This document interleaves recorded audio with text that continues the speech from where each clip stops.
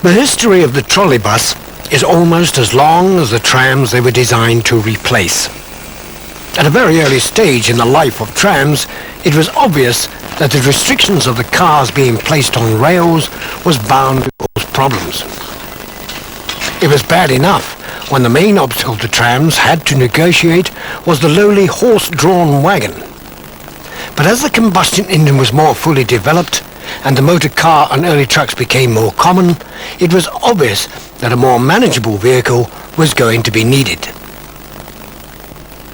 At this stage, the early petrol-driven motor buses were not much of a threat, as they were unreliable and were for the most part very cramped. The earliest recorded trials of a trolleybus were in April 1882 in a Berlin suburb. It was in fact no more than a modified horse-drawn carriage. By June of that year, the experiment was terminated, and it was nearly 2 decades before anyone tried again. The second experiment began in Paris in 1900 as part of that city's great exhibition. The following year brought the first fare-paying service in Germany, and it was not until 1909 that the trolleys were introduced to Great Britain. A further 2 decades elapsed before systems began to evolve in London. One of the early systems in London was based in West Ham, which over the following few years was extended throughout London's East End. Throughout the summer months, in certain parts of England, you can see for yourselves some of the splendid vehicles in all their glory. So before we carry on with the history of the trolleybus, let's take a look at some of them.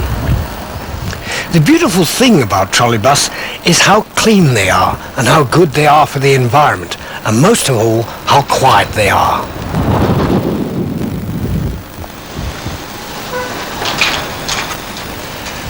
In this next sequence, you see the trolleybus on the right, another bus which comes on the left, which has a very familiar sound of today.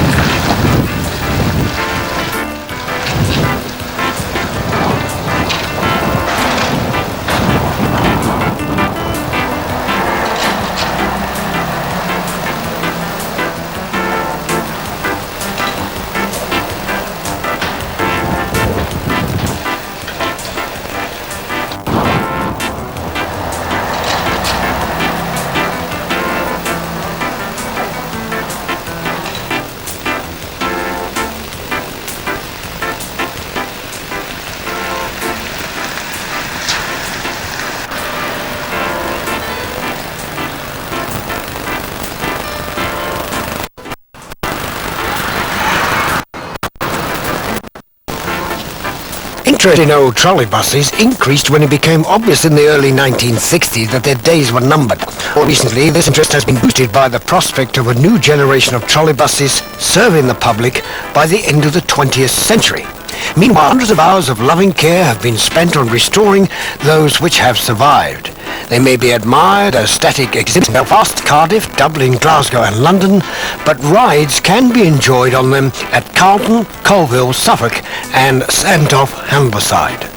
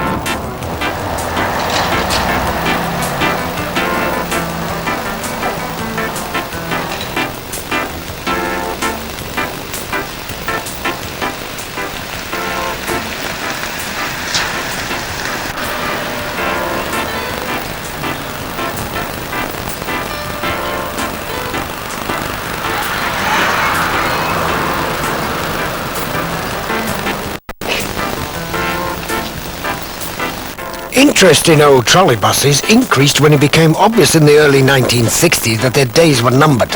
More recently, this interest has been boosted by the prospect of a new generation of trolley buses serving the public by the end of the 20th century. Meanwhile, hundreds of hours of loving care have been spent on restoring those which have survived. They may be admired as static exhibits in Belfast, Cardiff, Dublin, Glasgow and London, but rides can be enjoyed on them at Carlton, Colville, Suffolk and Sandtoft, Humberside.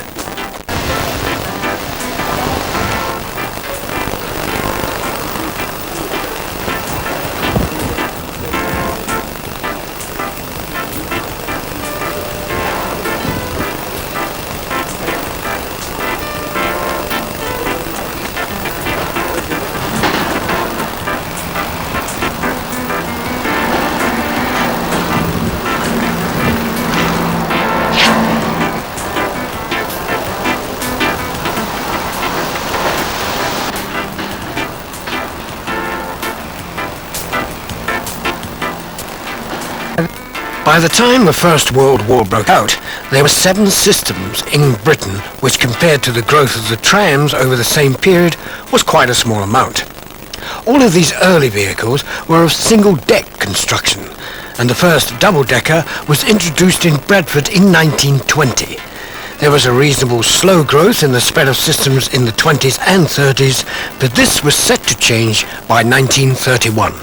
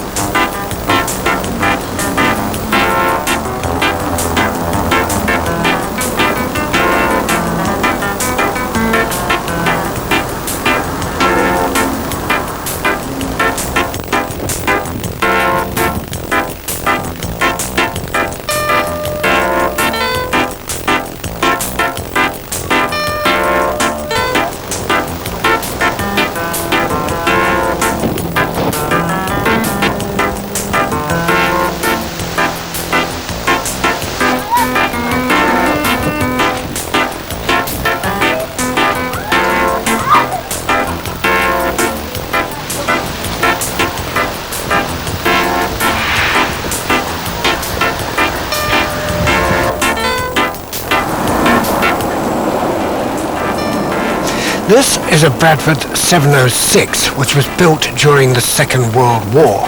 In fact, Bradford received 37 of these vehicles in 1945-1946. They arrived with a mixture of Row and Park Royal utility bodies, and they served the city well for several years. By the mid-1950s, however, their rather basic creature comforts were beginning to seem fairly Spartan, and since mechanically they were still sound, Bradford decided, in common with many other operators of utility trolley buses, to put new bodywork on the old chassis. East Lancs of Blackburn rebodied all DKYs between 1957 and 1960, and whilst early examples had the traditional rear entrance, the majority featured the forward entrance with folding doors.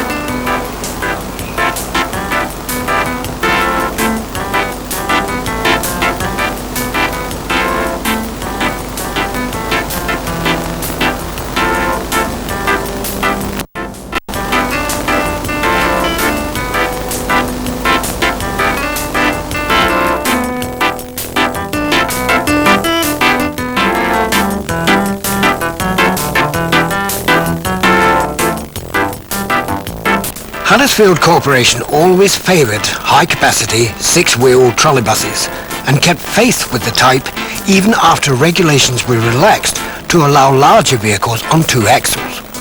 It therefore became the last operator to put traditional six-wheeler trolleybuses into service, and the 631 represents the 10-strong class which earned their distinction in 1959.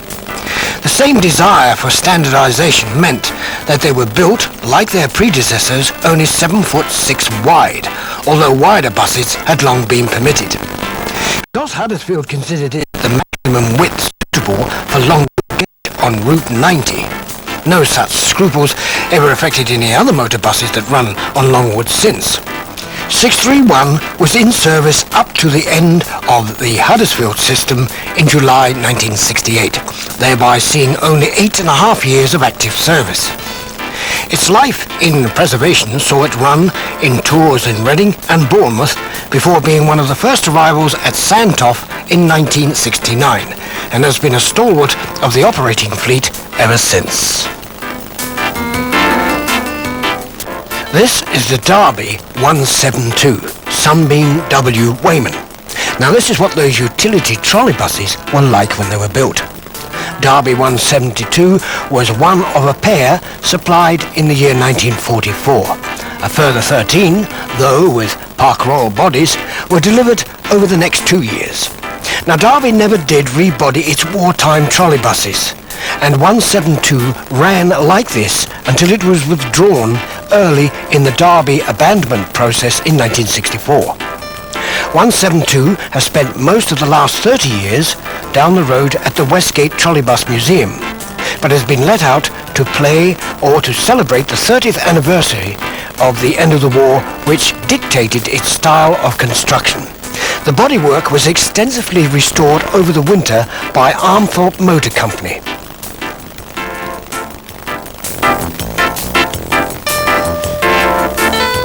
Here we have the Nottingham 506. By far the majority of vehicles which arrived in Nottingham in the post-war years looked like this. 102 of these were put into service in the years 1949 to 1952, but 506 differs from the most in being one of 25 built to 8 feet wide. During restoration work, it became evident that the bodywork was built at Rushes, Loughborough, premises around the time of Leicester City in 1949 at the Cup final appearance. The 8-footers were actually the last Nottingham trolleybuses to be retained, and 506 was Nottingham's official last trolleybus, being sign-written for the closure ceremony on the 1st of July 1966. This 506 has a varied career. Nottingham kept it for some time in the hope that it would be preserved, but when it happened it was quickly vandalised despite being kept in a locked shed. It presented a sorry sight when it arrived at Sandtoft in 1974 after being kept at various locations in Yorkshire, but over subsequent years it has gradually been restored. It now appears as it did during its latter years in Nottingham. The last trolleybus lettering was not immediately reapplied, although it was a long-term intention simply to distinguish it from other preserved Nottingham six-wheelers of similar type. Now, Nottingham had one of the largest British trolleybus systems outside London and re-equipped its fleet extensively in the early post-war years. Most of the new vehicles were six-wheelers, but this 493 was one of 13 row-bodied four-wheeled BUTs delivered in 1948. 493's particular claims to fame are that when new it was exhibited at the Commercial Motor Show, and that it was the first British passenger vehicle to be fitted with fluorescent lighting. The Nottingham system was destroyed with indecent haste in the mid-60s, and 493 ran for the last time early in 1965, having been in preservation ever since. It came to Sandtoft in the spring of 1970, and observant visitors might notice that apart from its colour, this vehicle is very similar to another type of trolleybus, the Bradford 746.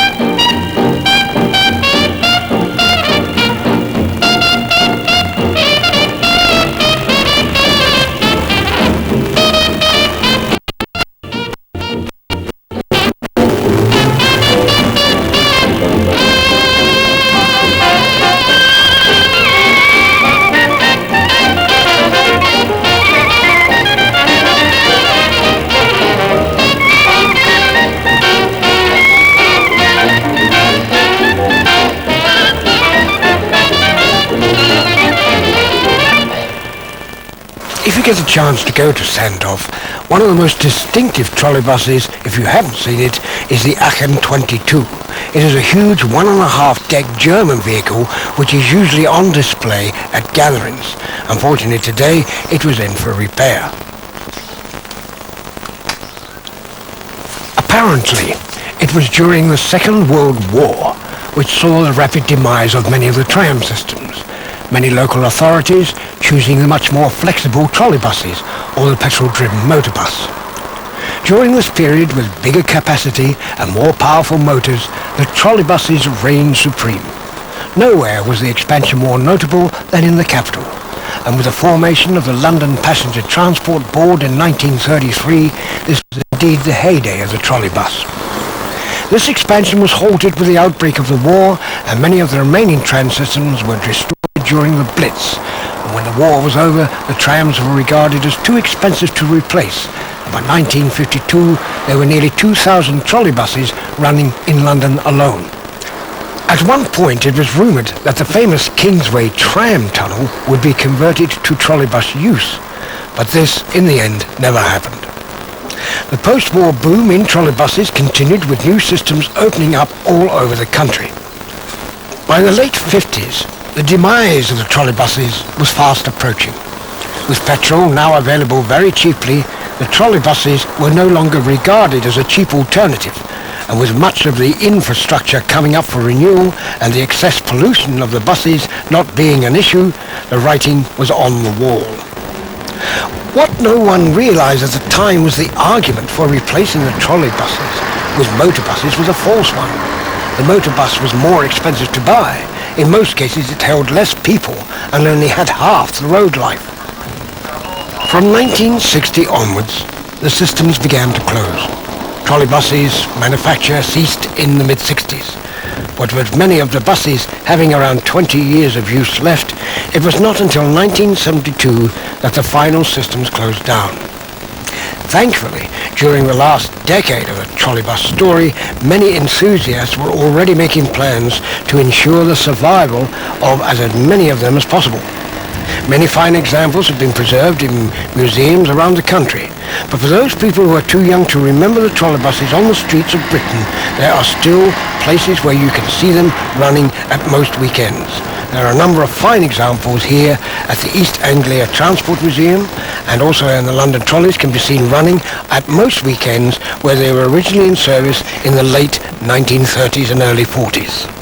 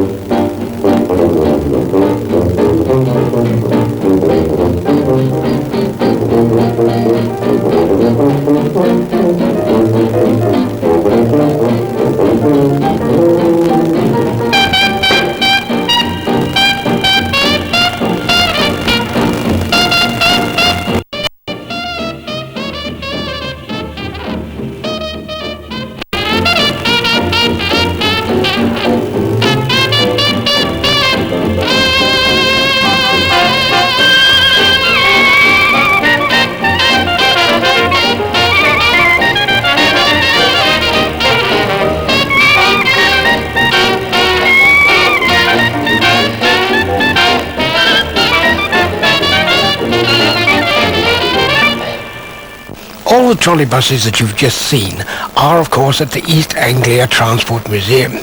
Here you can see their unique project, the creation of a museum of street transport designed to show the development of mechanical transport over the past part of a century. You have just seen just a few trolley buses, but if you go there, you will see a 1926 Strachan and Brown, which was used by Nessa Copenhagen, a 1947 Weyman, which was used by Hastings Tramways, a 1948 Hess by Biel of Switzerland, and a 1930 Ransoms, which was used by the Ipswich Corporation, a 1953 Weyman at Maidstone Corporation, and a 1956 Bond, which was used at Ashton-under-Lyne Corporation. There will be a 1953 Willowbrook, a 1958 Harkness, used by the Belfast Corporation, and a 1936 Metro Camel, used by London Transport.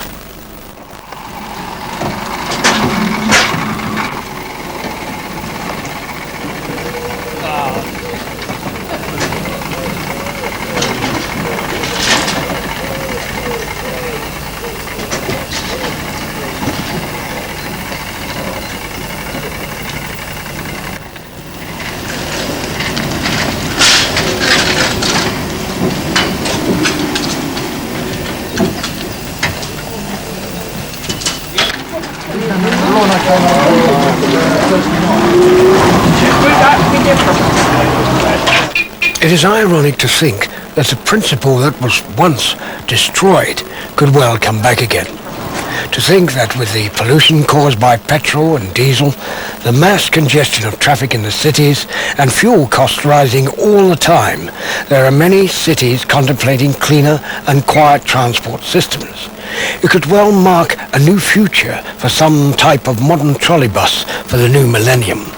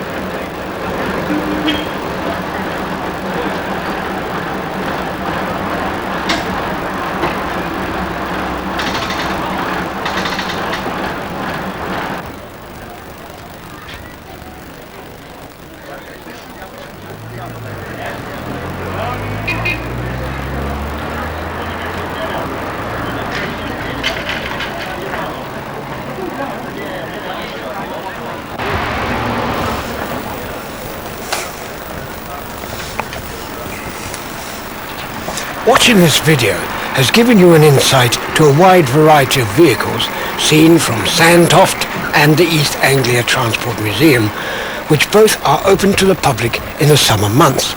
And of course, when they are open to the public, they are regarded as essential to achieve a high standard of maintenance on all the vehicles which they run, especially those which members of the public are encouraged to travel.